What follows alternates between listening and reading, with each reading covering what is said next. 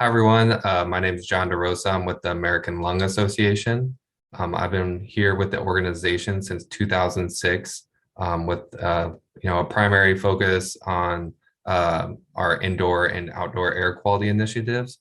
I've been working a lot on the transportation side and the transportation sector on improving air quality. I've worked with a bunch of different technologies, from biofuels to clean diesel technologies to battery electric on heavy duty and light duty. So I've seen a little bit of everything on the transportation side of things, and how they can improve air quality. Today I'm going to be talking about improving air quality with our alternative fuels and a little bit of history about our organization. You probably already heard a little bit about the Lung Association from our president and CEO, Harold Wimmer and Angela Tin earlier today. But just a little recap, we're the oldest voluntary public health organization in the United States. We were founded in 1904. One of our main goals is improving the air we breathe. And I really like this message in this picture that was from our president and CEO. Air pollution can be invisible, but its mark on your health and lives is not. And I think this is one thing to always remember and keep in mind when we're making choices in our vehicles and at the pump. There are small things that we can do that can help improve air quality.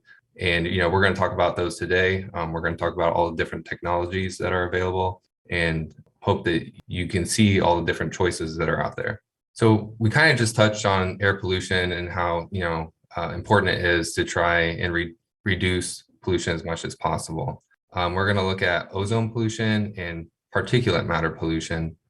Ozone pollution is, when you're driving through a big city and you see that big haze that's out there over the city, it kind of looks like clouds. Well, that's ozone pollution. It's not clouds. It's something that's been formed by the emissions from vehicles and transportation and industry and sunlight. We're also going to look at particulate matter pollution here. Particulate is like that soot that you might see coming out of a vehicle when it takes off. In most cases, you can't even see it. It's so small. But it is there and it can get into your lungs. Ozone pollution and particle pollution, they can cause illness and premature death. They can impact people who have asthma, cause asthma attacks. Particulate matter pollution has been linked to lung cancer, and we also can have cardiovascular harm from this pollution. So it's definitely something we want to reduce as much as we can. And if we can, make choices in our vehicles and fuel types, I think that would help reduce these. That's a great thing. Another thing that we see in the news and media all the time is climate change and ways that we can reduce our carbon footprint. These are things that we need to keep in mind, especially when we're talking about our energy and transportation sector. Climate change does impact us from a health standpoint. We do see longer and more intense pollen seasons. We see increase in extreme heat days. We see more frequent hurricanes, 500-year floods. Those can impact our health. If we have floods and water and natural disasters, there's bound to be mold, impact our health, and just all the things that go along with water damage. We also see more frequent, intense wildfires, and with wildfires comes a lot of particulate pollution, and we've seen a lot of wildfires over the last few years. So there are several transportation solutions that are available to reduce emissions and lower our carbon footprint today. As you can see in this picture, we have passenger buses, refuse haulers, regional haul trucks, city vehicles, municipal vehicles, and everyday passenger cars. These all run on different fuels. We have biodiesel vehicles, we have E85 flex fuel vehicles, CNG, LNG, propane, electric vehicles, so battery electric vehicles, and plug-in hybrids. And there's even hydrogen. Today, I'm going to talk about the biofuels part of this solution, biodiesel and ethanol vehicles. And then later you'll hear from our presenters on the remaining technologies. So one of the biofuel solutions I want to talk about today is E85 ethanol. E85 is an 85% ethyl alcohol and gasoline mixture, and it can be used in flex fuel vehicles. A flex fuel vehicle is essentially just a vehicle that has an extra piece of equipment or oxygen sensor that can read ethanol blends from 10% all the way up to 85% ethanol. And there are millions of these on the roadways today.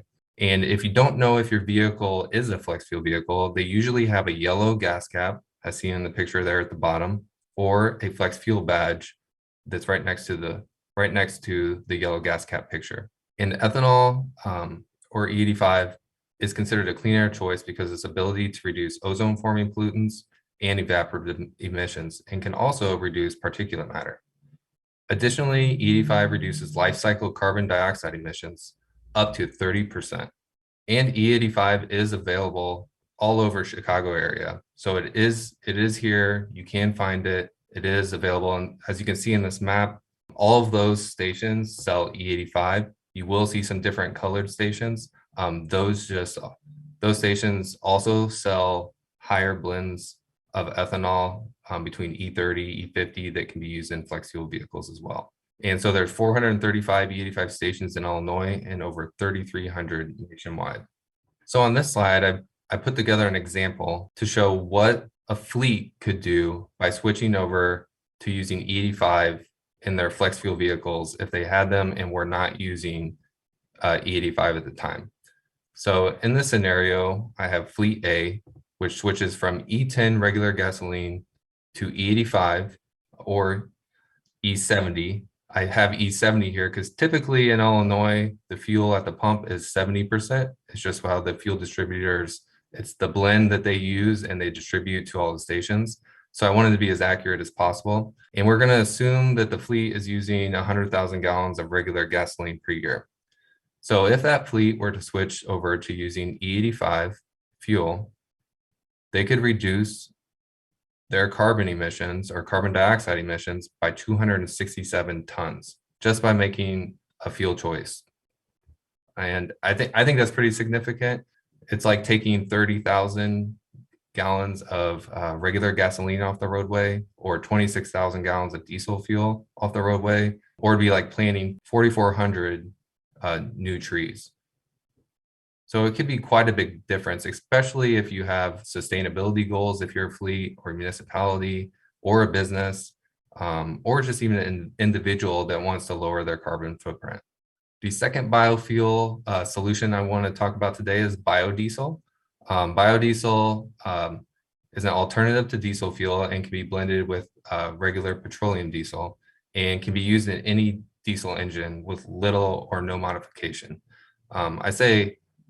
We say little or no modification just because if you're going to a higher blend, like this vehicle here on the left, this refuse hauler on the bottom, that's actually operating on 100% biodiesel, but it's got a slight modification and a system put on so it can run 100% biodiesel year round.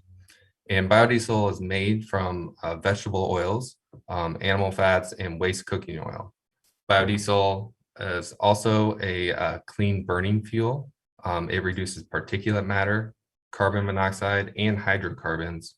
At a B100 level, its estimated life cycle carbon dioxide reductions are as much as 86% when compared to petroleum diesel. And in Illinois, biodiesel is pretty much available everywhere between a B11 and B20 blend. And the reason for this is the state of Illinois has a tax incentive to sell B11 or higher blends. And so most of the time you're going to have B11 at every retail pump in Illinois. And if you want a higher blend, you just ask for it. There are fleets in Illinois using up to B100 in their vehicles. There are a lot that use B20. I think there's some that are, using B50, but you just ask for it from your fuel retailer or fuel distributor, and they can normally get it for you. If you're an individual and you just have a regular diesel vehicle, you can find B11 or B20 at most of the pumps in Illinois. In this slide, we have an example from our B20 club members here in Illinois. This club consists of 19 members of all kinds of different fleets. So we have municipalities, we have regional haul companies, we have school bus companies, marine vessels. They're all a part of this club, and they're voluntarily reducing their emissions by using higher blends of biodiesel to lower their carbon footprint and also reduce emissions in their local communities. And this club last year reduced 6,721 tons of total CO2, which is equivalent to 6,731,000 fewer pounds of coal burned, equivalent to almost 800 million fewer smartphones being charged. It's like, installing 232,000 LED light bulbs, and is equivalent to planting 101,000 new trees. In addition, by using B20 or higher biodiesel blends, they were able to reduce 1,364 pounds of particulates from the communities that they serve, which is an estimated health savings of $700,700. So it's this club is only 19 fleets, 19 members, and they're having a significant impact on their local community and the people they serve. So biodiesel is something that we can do right now. It's easy to put right into a regular diesel vehicle. It's a drop-in fuel. It doesn't take much modification unless you're going to really high blends. And there's a lot of diesel vehicles on the roadway today. And we can have a significant impact on reducing emissions and also lowering the carbon footprint from all of those vehicles. Thanks everyone for joining my session. If you have any questions, please feel free to reach out at john.derosa@lung.org. If you have any questions about E85 or biodiesel, please don't hesitate. Thank you.